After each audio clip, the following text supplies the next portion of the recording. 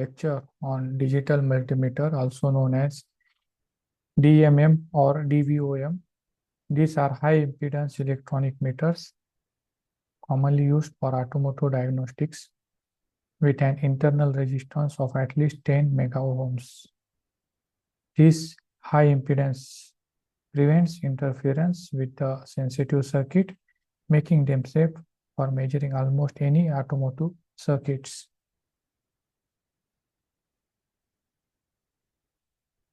So this is the, we can say, first slide of our lecture.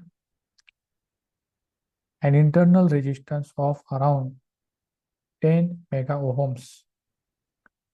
So it is rated as an internal resistance of a digital multimeter or digital volt ohm meter. So why this internal resistance of 10 ohm is required? Because working with the high voltages, these voltages needs to be checked, and also there are certain sensitive circuits, and while dealing with these circuits, if there are, you can say, high voltages from the battery, it can damage that sensitive components. So the internal resistance of digital volt ohm meter is around 10 mega ohms. And therefore, these digital multimeters are known as high impedance meters.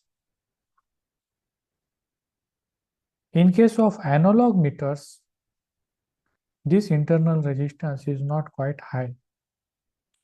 If you are diagnosing a computer circuit in a car, a high impedance DMM is ideal because it won't load the circuit or risks damaging sensitive components. Analog meters, on the other hand, with their low impedance or low internal resistance, could cause inaccurate readings or even damage the sensitive circuit components.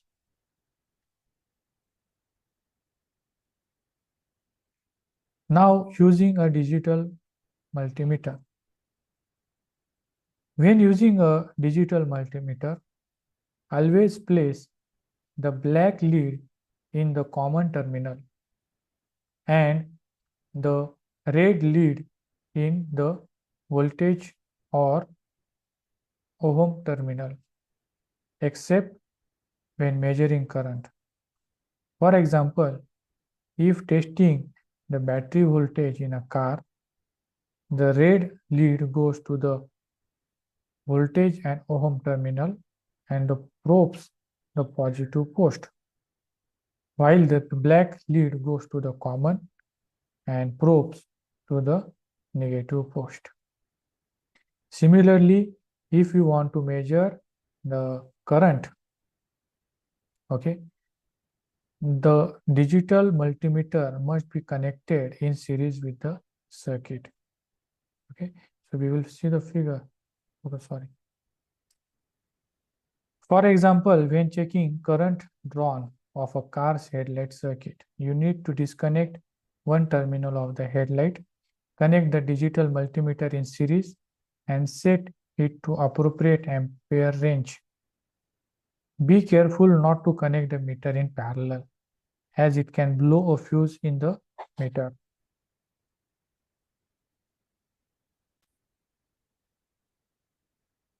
An inductive ammeter or a clamp meter measures current by detecting the magnetic field around a conductor without needing a direct connection.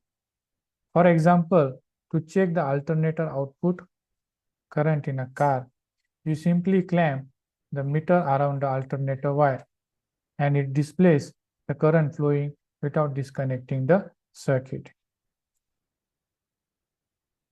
Now, It's easy to forget to switch leads back after measuring current, which can lead to blow fuses. For example, soldering a blade fuse holder with a 10 ampere fuse in one of the lead protects the digital multimeter. If it is accidentally connected to the live circuit in the wrong mode. This fuse is a fast and inexpensive way to avoid the damaging the meter.